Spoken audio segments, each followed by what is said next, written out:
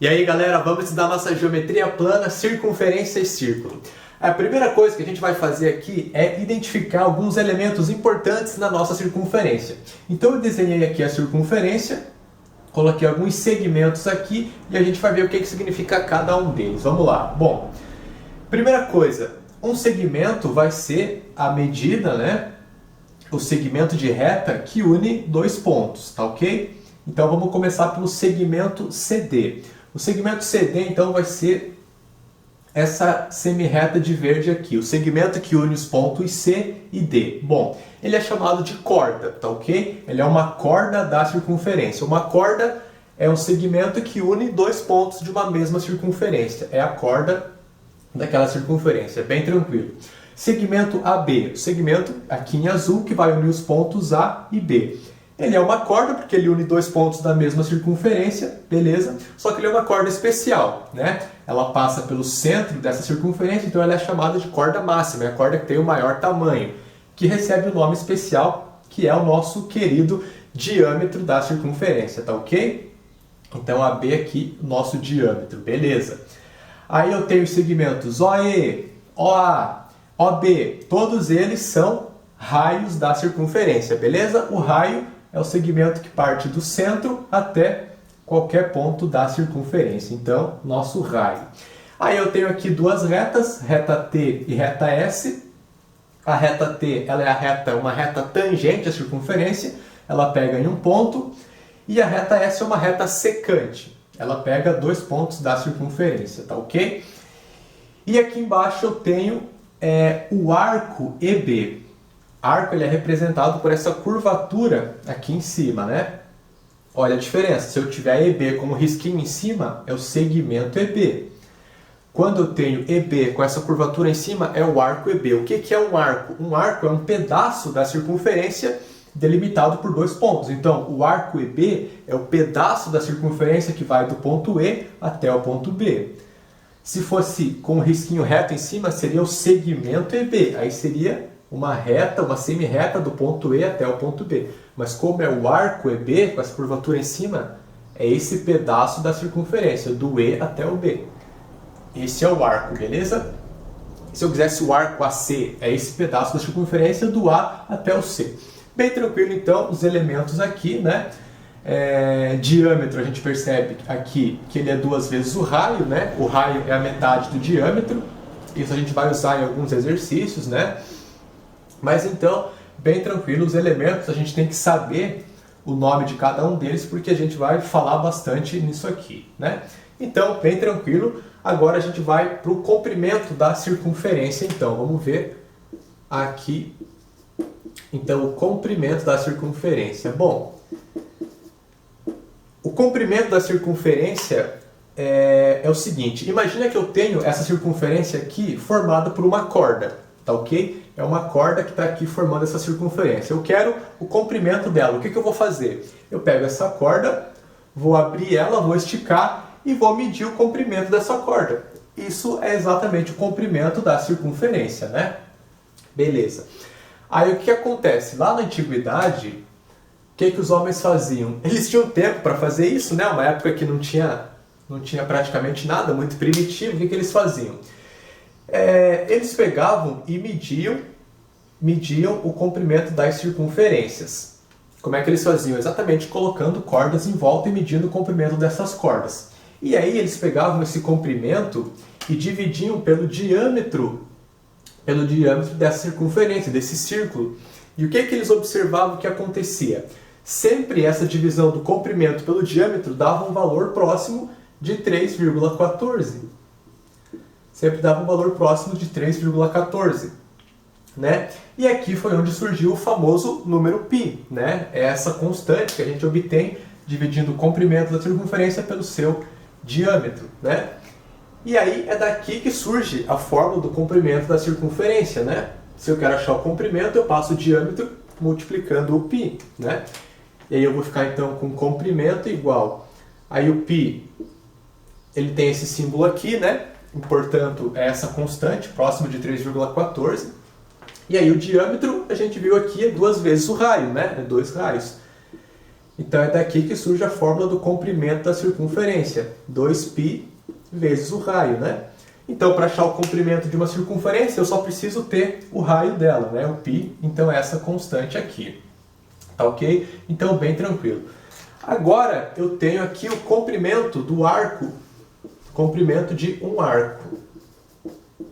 Tá ok? Bom, comprimento do arco. Se o arco ele é um pedaço da circunferência, o comprimento do arco ele vai ser o comprimento desse pedaço, bem tranquilo. Deixa eu colocar aqui uma circunferência então. Tá aqui. E aí eu vou colocar um arco aqui, esse arco AB. Tá ok? E aí eu quero achar o comprimento desse arco AB. Beleza? Bom, todo arco ele vai ter uma abertura aqui que ele vai ter uma abertura, né? Então essa abertura aqui vamos chamar de ângulo alfa.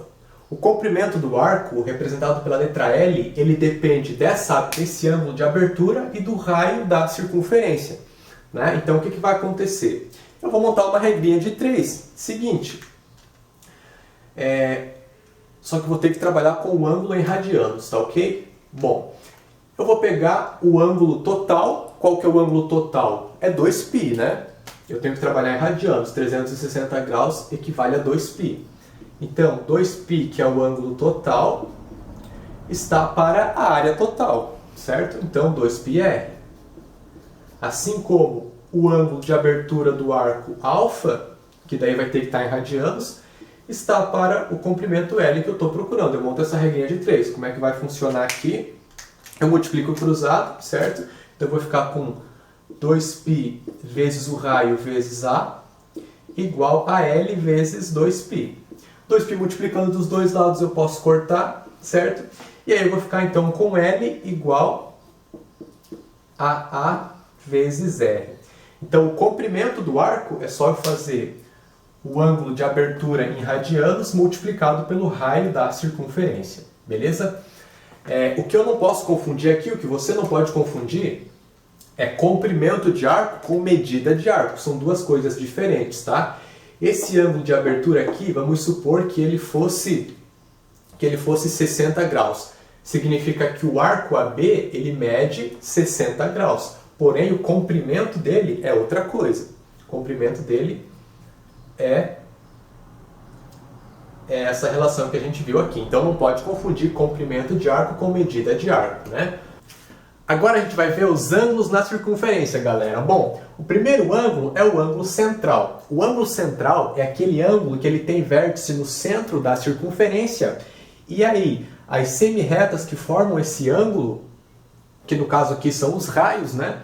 Elas vão dar origem a um arco. Então eu vou ter um arco oposto a esse ângulo aqui. Então olha só, eu tenho esse ângulo central A e aí oposto a ele eu tenho esse arco AB. Qual vai ser a relação que eu vou ter aqui? O ângulo central A, ele vai ser igual ao arco AB. Tá ok? Então, o ângulo A vai ser igual ao ângulo que eu tenho aqui no meu arco que está oposto ao ângulo A. Então, lembra o que eu falei antes para você. Não confundir comprimento de arco com medida de arco, tá? O arco ele vai ter um ângulo, tá ok? Ele vai ter uma medida que é um ângulo. E essa medida, esse ângulo, é igual ao ângulo central, né? É bem fácil entender isso aqui se você pensar o seguinte. Pega um ângulo central de 180 graus. Ele é metade de uma volta. Qual vai ser o arco que ele vai formar aqui? Vai ser metade da circunferência, né? E aí, qual vai ser a medida desse arco? Vai ser 180 graus, porque é metade da circunferência toda, né? Então, bem tranquilo. O ângulo central vai ser igual ao arco que eu tenho ali, né? A medida desse arco. Beleza. Agora eu tenho aqui o ângulo inscrito. O ângulo inscrito ele vai ter vértice agora num ponto da circunferência, né? Ângulo central eu tinha vértice no centro. Agora o ângulo inscrito eu tenho vértice em um ponto da circunferência. Então eu tenho aqui esse meu ângulo A, né? Ângulo A de novo, está aqui. Ele está inscrito. Bom, eu vou ter de novo um arco oposto a esse meu ângulo A. Está aqui o meu arco AB. Só que agora qual vai ser a relação? A relação vai ser a seguinte. o meu ângulo A, ele vai ser igual a metade do arco que está oposto a ele. Por que vai acontecer isso, professor? Me prova isso aí. Seguinte, ó.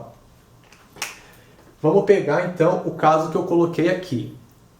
Eu vou pegar esse segmento AB e vou fechar um triângulo aqui. Beleza. Aí eu vou pegar esse segmento aqui e vou fechar outro triângulo aqui. Tá ok.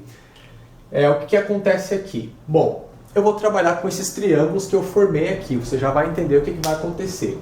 Bom, se eu pegar esse segmento aqui, ele é raio da circunferência, né? Então vamos marcar aqui R. Beleza? Raio. Se eu pegar esse outro segmento aqui, ele também é raio. Então eu vou marcar R aqui. Beleza. Se eu pegar esse triângulo aqui, eu tenho dois lados iguais, raio e raio. Num triângulo, quando eu tenho dois lados iguais, eu tenho que ter dois ângulos iguais também. Então, se esse ângulo é A e eu tenho que ter um ângulo igual, o outro ângulo vai ser A. Beleza. Ângulos iguais, eles são opostos a lados iguais. Então, o meu outro ângulo A, ele vai estar aqui em cima, porque ele tem que estar oposto ao lado R. Está aqui. Beleza. Aí eu vou marcar esse ângulo aqui em azul. Por que eu marquei esse ângulo aqui? Porque ele é ângulo central, né? Beleza, ele é ângulo central. Mas além dele ser ângulo central, ele é ângulo externo desse triângulo aqui, né? Beleza. Lá na aula de triângulos, a gente estudou que quando eu tenho um ângulo externo ao triângulo, esse ângulo é a soma dos outros dois ângulos não adjacentes do triângulo, né?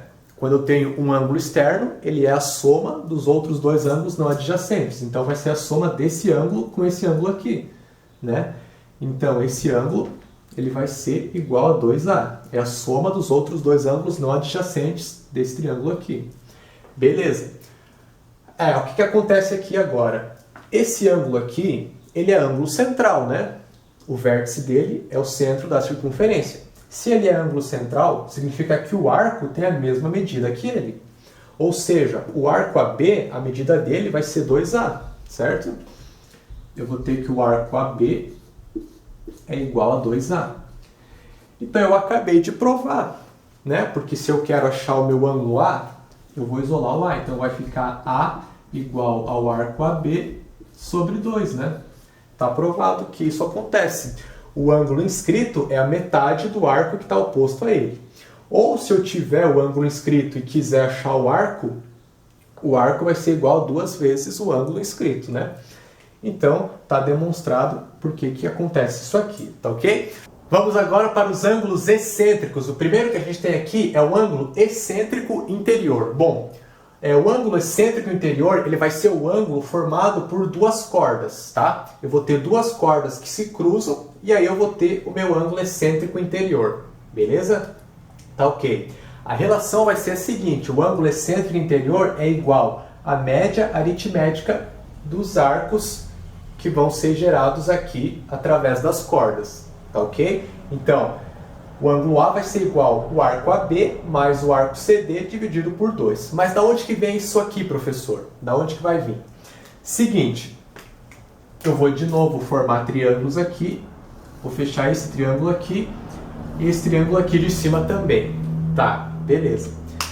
Se eu pegar esse ângulo aqui, ele é um ângulo inscrito, né? Então ele vale a metade desse arco aqui, que é o arco que é oposto a ele, né? Então, esse ângulo aqui é o arco CD sobre 2. Beleza? Vai ser o arco CD sobre 2. Se eu pegar esse ângulo aqui, esse ângulo D, também é um ângulo D não. Esse ângulo aqui que o vértice está no ponto D, ele também é um ângulo inscrito, né? Então ele vale quanto? Ele vale o arco AB sobre 2, ele é a metade do arco AB. Então vamos marcar aqui, arco AB sobre 2, beleza? Agora olha só que legal que aconteceu aqui. O meu ângulo A, ele é exatamente um ângulo externo a esse triângulo aqui de baixo. Ângulo externo, o que acontece? Ângulo externo é um triângulo, ele é a soma dos outros dois ângulos não adjacentes. Significa então que que o ângulo A é igual à soma desses dois ângulos aqui.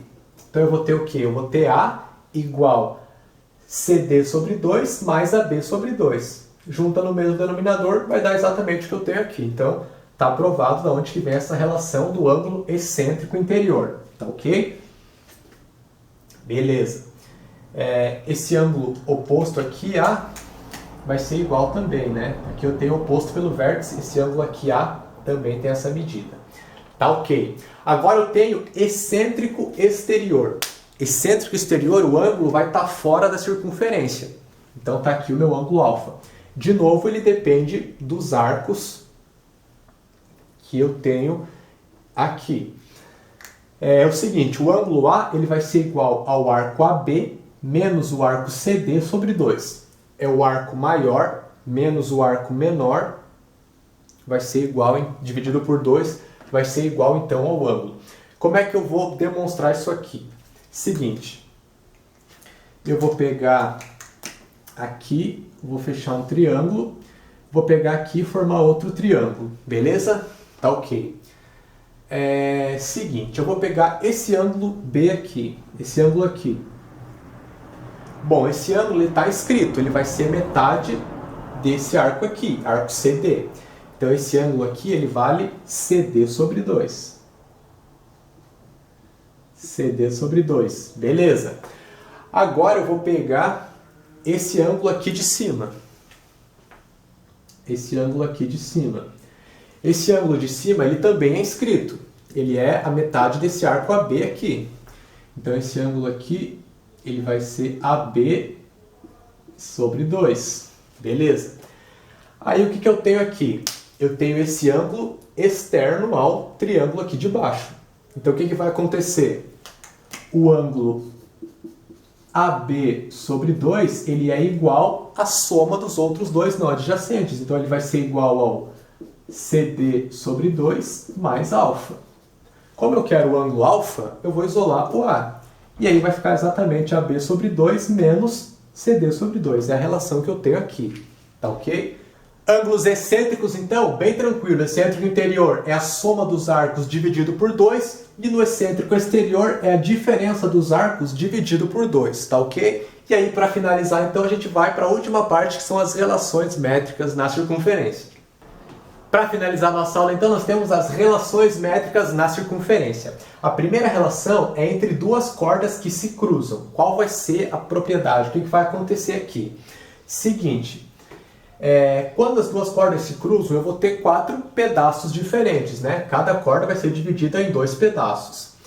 A relação é a seguinte, eu vou pegar cada uma das cordas e multiplicar os 2 pedaços. E aí, isso vai ser igual nas duas. Então, A vezes B, os 2 pedaços dessa corda multiplicados vai ser igual a C vezes D, os 2 pedaços da outra corda multiplicados, tá? Bem tranquilo. Eu não quero que você fique decorando letrinhas, porque depende de como isso aqui vai estar representado, tá? É uma forma de eu representar, mas você tem que entender o que significa. Então eu vou pegar o pedaço de uma corda, multiplicar pelo outro pedaço dessa corda, e isso vai ser igual a outra corda multiplicado os seus 2 pedaços, tá? Beleza. Isso aqui surge da onde? Surge de semelhança de triângulos, tá? Eu pego aqui, formo 2 triângulos, aí eu vou ter semelhança entre esses 2 triângulos, monta a proporcionalidade lá dos lados, eu vou cair aqui. Eu não vou demonstrar para a gente ganhar tempo, tá? Mas surge da semelhança de triângulos. Agora a gente tem aqui a relação entre 2 secantes. Qual vai ser a relação? Seguinte, eu vou pegar cada uma das secantes, vou fazer a mesma coisa para as duas e vou igualar. O que eu faço? Eu faço o todo multiplicado pela parte externa. Isso é igual nas 2 secantes. Então é o seguinte, deixa eu colocar de azul aqui, é A mais B, o todo, né? O todo é a soma das duas partes, então A mais B, multiplicado só pela parte de fora, vezes B, é igual a outra secante, a mesma coisa. O todo vezes a parte de fora. Então, C mais D vezes D. Tá ok? Essa é a relação. E aí, para a gente finalizar, a gente tem a relação entre uma secante e uma tangente. Eu também não vou demonstrar para a gente ganhar tempo, tá? Mas a relação é a seguinte. A tangente ao quadrado, né? Então o segmento que é a tangente ao quadrado é igual à soma da secante multiplicado pela sua parte externa. Então, A mais B vezes B. É isso que vai acontecer aqui, tá? Beleza. Então, na aula de exercícios, a gente vai aplicar tudo isso aqui que a gente estudou. Vai ficar mais fácil para você entender a aplicação e tirar algumas dúvidas que ainda possam ter ficado, né? Então, assista a aula de exemplos que a gente vai aplicar tudo isso aqui que a gente estudou.